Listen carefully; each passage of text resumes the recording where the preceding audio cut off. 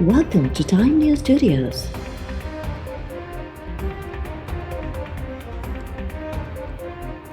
You are watching 4 p.m. Bulletin. Noon league एने 75 सियालकोट ते ॿीहर चूंड जी इस्तदा करे छॾी। चीफ इलेक्शन कमिश्नर सुल्तान सिकंदर राजा चयो आहे त पोलिंग अमले सां राब्तो काटा थियण ते घबराइजी विया हुआसीं। चीफ इलेक्शन कमिश्नर सवाल कयो त छा फायरिंग कंदड़ शख़्स खे गिरफ़्तार कयो वियो, छा पुलिस तमाशो ॾिसी रही हुई। आरओ साहब अॼोके बयान मां लॻे थो तव्हां पंहिंजे पहिरें बयान तां फिरी रहिया आहियो। जेकॾहिं माहौल बणाए माण्हुनि खे वोट खां रोकियो वियो त कंहिं नतीजे ते पहुचणो पवंदो।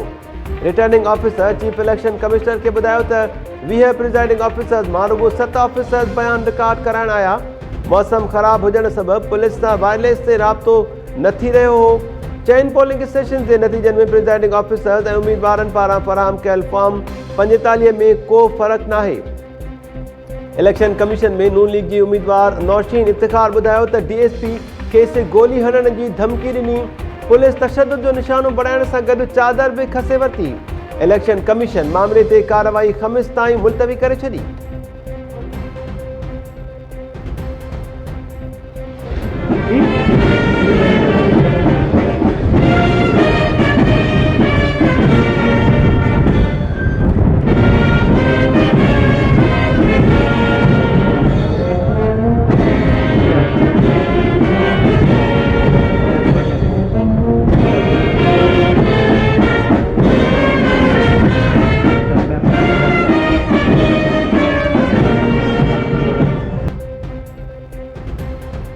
वज़ीर आज़म इमरान ख़ान 2 ॾींहनि जे सरकारी दौरे ते श्रीलंका पहुची वियो। खेसि गार्ड ऑफ ऑनर पेश।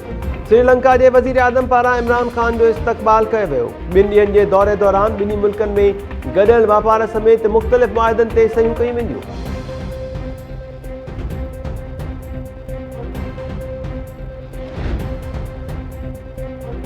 वफ़ाक़ी वज़ीर शिबली फराज़ चयो आहे त नून लीग पहिरियां 23 पोलिंग स्टेशन्स ते ॿीहर चूंड जो मुतालबो कयो, हाणे समूरे तक ते ॿीहर चूंड जो चई रही आहे।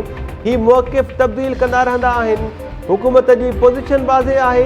इमरान ख़ान 23 पोलिंग स्टेशन में ॿीहर चूंड जो चैलेंज क़बूल कयो।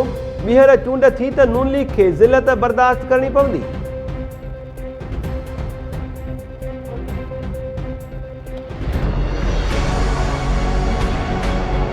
वो 14 फॉर्म्स जो आरओ के पास मौजूद हैं वो टेम्पर्ड हैं और जहां पीटीआई का स्ट्रॉन्ग होल्ड था वो 20 के 20 प्रिजाइडिंग ऑफिसर्स किडनैप कर लिए गए, जिनके फॉर्म्स में रद्दोबदल कर दिया गया। ये आरओ कह रहे हैं इलेक्शन कमीशन के, जिन्होंने अगवा किए जो कैंडिडेट हैं वो कह रहे हैं नहीं, मुझे यकीन है उन 20 फॉर्म्स पे आप उसको एक्सेप्ट कर लें। इमरान साहब कहते हैं मैंने कैंडिडेट को दरख्वास्त देने को कहा है, 20 में रीपोलिंग करा लें। क्यों?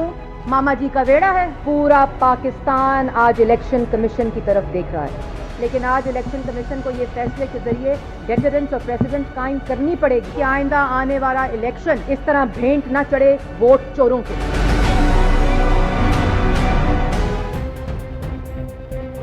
20 पोलिंग स्टेशन्स ते ॿीहर पोलिंग छो करायूं? नून लीग जी तर्जुमान मरियम औरंगज़ेब चयो आहे त क़ौम जूं नज़रूं इलेक्शन कमीशन ते खुटल आहिनि।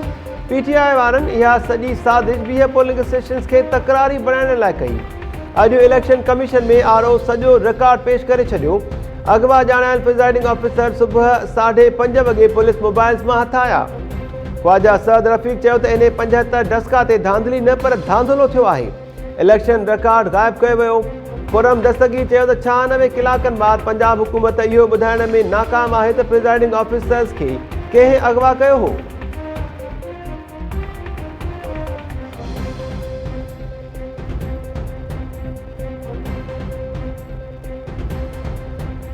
इलेक्शन कमीशन जब एक दफ़ा सारा रिजल्ट कंपाइल हो जाए उसको मजाज नहीं है रोकने का। तो हमने ये कहा कि पीएमएलएन को एतराज़ है 20 या 22 पोलिंग स्टेशन के ऊपर, आप वहाँ पे इलेक्शन करवा लें। आज वहाँ पर पीएमएलएन ने फिर अपना मौक़िफ़ एक दफ़ा बदल लिया और कहा कि नहीं, पूरे हल्के के अंदर जो है वो इलेक्शन जो है वो होना चाहिए। अब हर बात के ऊपर अगर आप कहें मैं ना मानूं और उसके बाद आप इदारों के ऊपर चढ़ाई कर दें, आप हुकूमतों के ऊपर चढ़ाई कर दें, तो इस तरह तो नहीं होता। मेरे कप्तान ने, पाकिस्तान के प्राइम मिनिस्टर ने हमें हुक्म दे दिया कि जो ये कह रहे हैं आप मान जाओ।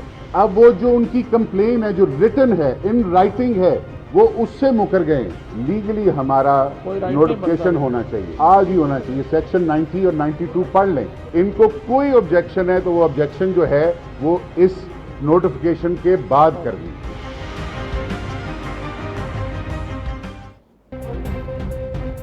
तहरीक इंसाफ डस्का में ॿीहर चूंडुनि जे मुतालबे खे नून लीग जो यू टर्न करार ॾेई छॾियो।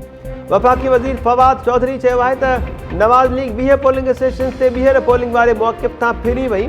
हाणे इलेक्शन कमीशन ॼाणे, नवाज़ लीग ॼाणे। इलेक्शन कमीशन नतीजा करण जी पाबंद आहे। उस्मान डार चयो त असां वज़ीर आज़म जी हुकूमत नवाज़ लीग जे एतिराज़नि खे तस्लीम कयो। इलेक्शन कमीशन 20 पोलिंग स्टेशन्स ते ॿीहर चूंड कराइण लाइ अॼु ई नोटिफिकेशन जारी करे। नवाज़ लीग बाद में पंहिंजा एतिराज़ दाख़िल करे सघे थी। इलेक्शन कमीशन ते एतमाद आहे। डस्का जे अवाम जे फ़ैसिले जो भरपूर दिफ़ा कंदासीं।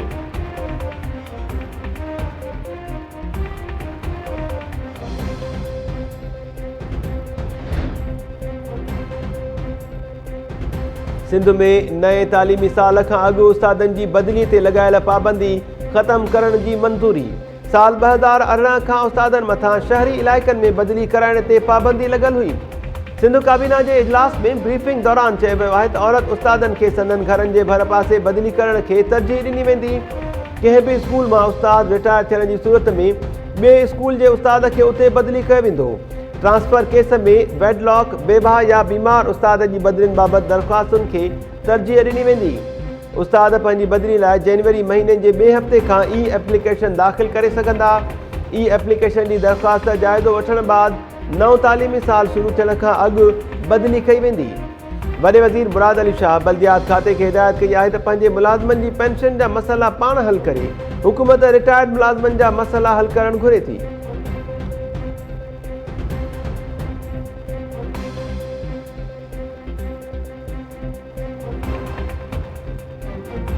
लाहौर जे इलेक्शन ट्रिब्यूनल नून लीग अॻवान परवेज़ रशीद खे सेनेट चूंडुनि लाइ नाअहल करार ॾेई छॾियो। परवेज़ रशीद जी नामज़दगी काग़ज़ रद्द करण बाबति रिटर्निंग ऑफिसर जे फ़ैसिले ख़िलाफ़ अपील रद्द। परवेज़ रशीद चयो आहे त मूंखे ख़बर आहे त मुंहिंजो ॾोह कुझु ॿियो आहे।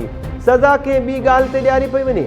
सेनेटर थियां या न, पर अॼंधे नगरीअ खे वाखो करे छॾियो। सिंध जे इलेक्शन ट्रिब्यूनल PTI जे सेनेट उम्मीदवार फैसल वाबडा जा नामज़दगी काग़ज़ मंज़ूर करण ख़िलाफ़ अपील रद्द करे छॾी। फैसल वाबडा खे सेनेट चूंडुनि में हिसो वठण जी इजाज़त। पीपल्स पार्टी जे कादिर ख़ान मंदोखेल फैसल वाबडा खे नाअहल करार ॾियण जी दरख़्वास्त दाख़िल कराई हुई।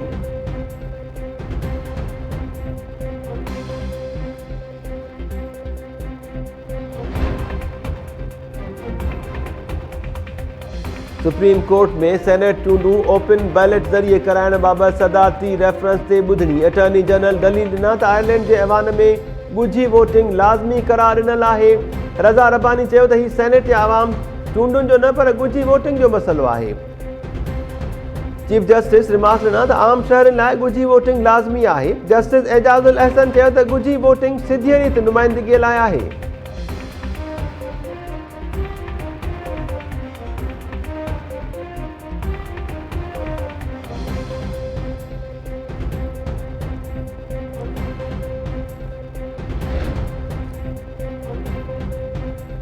PTI अॻवान लियाकत जतोई तरफ़ां सैफुल्लाह अबड़ो खे 35 करोड़ रुपयनि में सेनेट चूंडुनि लाइ टिकट ॾियण जो इंकिशाफ। लियाकत जतोई चयो आहे त PTI टिकट्स विराइण लाइ पार्लियामानी बोर्ड न ठहियो। गवर्नर हाउस में सियासी ड्राइंग रूम सजाए टिकट्स ते सौदा कया विया। रुगो मनपसंद माण्हुनि खे टिकट्स ॾिनियूं वयूं। 6 महीना अॻु PTI में शामिल थियो हो। खेसि कहिड़े बुनियाद ते सेनेट इलेक्शन लाइ टिकट ॾिनी वई। हलीम आदिल शेख हवा में उॾामी रहियो हो। मुराद अली शाह मथस हमलो नथो कराए सघे। पीपल्स पार्टी सां सियासी इख़्तिलाफ़ आहिनि, पर कॾहिं बि ज़ाती तनक़ीद नाहे कई।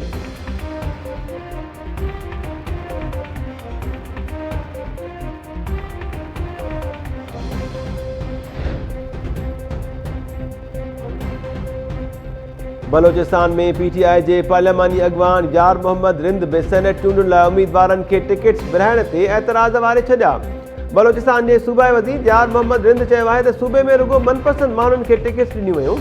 सेनेट चूंडुनि जे मामले ते बलोचिस्तान सां ज़ुल्म थी रहियो आहे। पार्लियामानी बोर्ड में बलोचिस्तान खे नुमाइंदगी न ॾिनी वई। PTI जो पार्लियामानी लीडर आहियां, पर मुशावरत में शामिल न कयो वेंदो आहे। बलोचिस्तान काबीना जो मेंबर हुजण बावजूद वज़ीर आज़म मुलाक़ात लाइ 5 मिंट भी नाहे ॾींदो।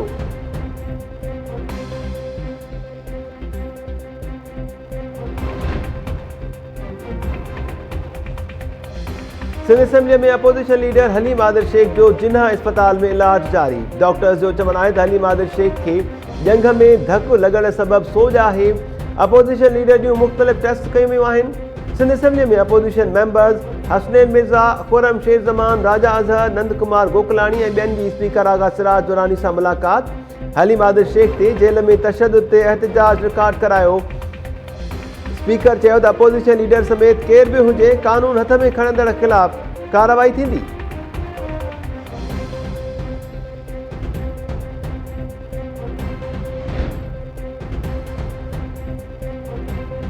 सिंध काबीना सोलर ट्यूबवेल्स ऐं ज़रई औज़ारनि जे मद में सब्सिडी जी मंज़ूरी ॾेई छॾी। इजलास दौरान वॾे वज़ीर तरफ़ां पब्लिक प्राइवेट पार्टनरशिप तहत कोल्ड स्टोरेज ठाहिण जी हिदायत। ज़राअत खाते के लैंड लेवलर्स ऐं ॿिया ज़रई औज़ार ख़रीद करण लाइ स्कीम जोड़ण जी बि हिदायत। वॾे वज़ीर बुरादरी शाह चयो आहे त हुकूमत रुॻो नंढनि आबादगारनि खे सब्सिडी ॾींदी। ज़रई शोबे में सोलर ट्यूबवेल्स जी वॾी डिमांड आहे, उन ते सब्सिडी ॾियणु घुरिजे। काबीना धाबे जी स्पेशल इकोनॉमिक ज़ोन लाइ 7 एकड़ ज़मीन अलॉट करण जी बि मंज़ूरी ॾेई छॾी। काबीना जो चवणु आहे त 5 एकड़ ज़मीन ते NTDC तरफ़ां 220 kV जी ग्रिड स्टेशन तयारु कई वेंदी। NTDC खे इहा ज़मीन मार्केट अघ ते ॾिनी वेंदी। नवाब शाह एजुकेशन बोर्ड लाइ गाॾियूं ख़रीद करण जी बि मंज़ूरी।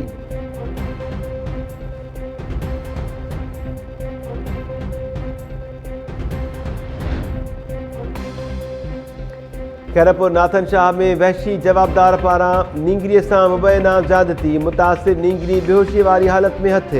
वारसनि जो चवणु आहे त जवाबदार नींगरीअ खे वहशत जो निशानो बणाइण बाद बेहोशी वारी हालत में फिटो करे फरार थी वियो। पुलिस नींगरीअ खे अस्पताल मुंतक़िल करे छॾियो। जवाबदार जी गिरफ़्तारी लाइ छापा जारी।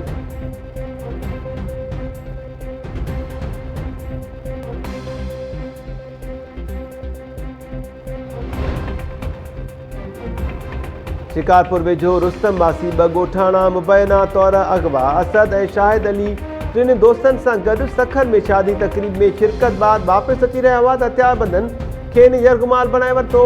3 ॼणा फरार थियण में कामयाब। असद ऐं शाहिद अली अगवा थी विया।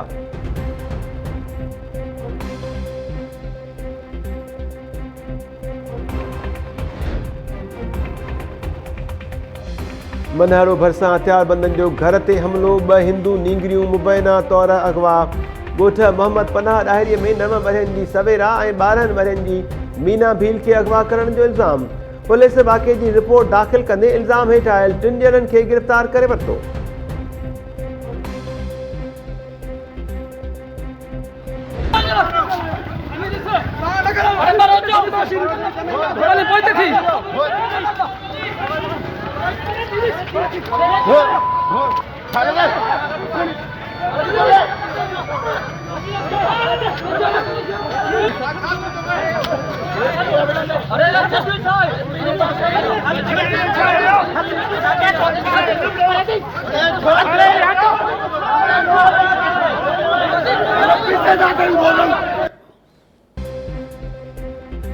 मोरो म्यूनिसिपल कमेटी में लुक आफ्टर चीफ ऑफिसर जो ऑर्डर जारी थियण ते मुलाज़िमनि जे 2 ग्रुप्स में छिकताण। मछलियल मुलाज़िमनि हिक ॿिए खे लतूं, मुखूं ऐं कुर्सियूं हयूं। झेड़े दौरान 5 ॼणा ज़ख़्मी। 2 ग्रुप जो हिक ॿिए ख़िलाफ़ एहतजाज।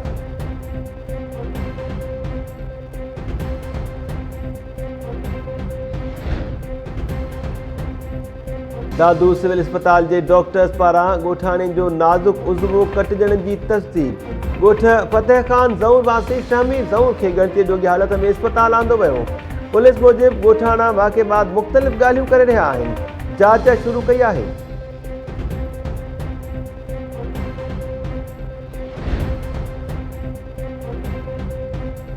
खैरपुर में पुलिस अहलकारनि ते संगीन इल्ज़ाम लॻाईंदड़ डांसर रुख़साना जतोई खे तहफ़ुज़ न मिलियो। Dancer Rukhsana Jatoi Time News जे ऑफिस पहुची दाहियो आहे त पुलिस अहलकार मुज़फ़र शाह ख़िलाफ़ एहतजाज बाद संदसि साथी अहलकार घर आॾो बीही गार गंद करण सां गॾु धमकियूं ॾियनि था। SSP खैरपुर खां मामले ते नोटिस वठण जो मुतालबो।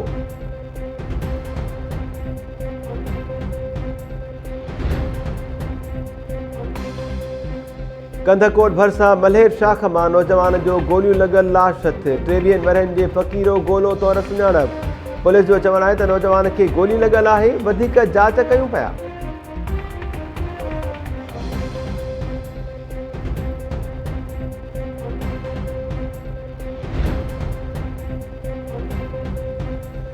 सिंध में सरकारी ज़मीननि तां कब्ज़नि ख़िलाफ़ ऑपरेशन तेज़ गुडू में ऑपरेशन दौरान घर धणी सदमे में बेहोश थी वियो।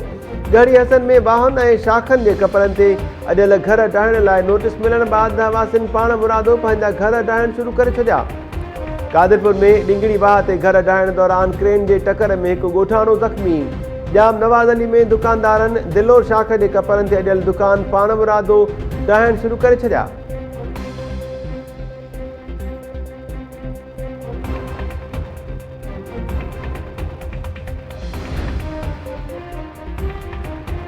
सिंध में धारियुनि जी आबादकारी ख़िलाफ़ जसकम जे सॾ ते नवाब शाह कुंडरी फैज़गंज महराबपुर ऐं ॿियनि शहरनि में एहतिजाजी मुज़ाहिरा। बादल कश्मीर जे पनाहगीरनि खे सिंध में तरसाइण जो फ़ैसिलो वापसि वठण जो मुतालबो।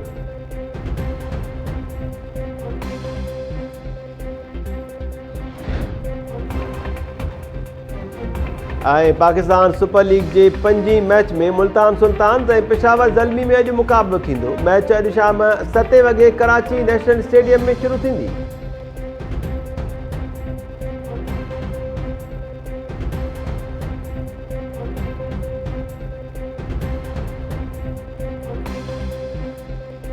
अस्सलाम वालेकुम नाज़रीन, टाइम न्यूज़ में अवां खे भली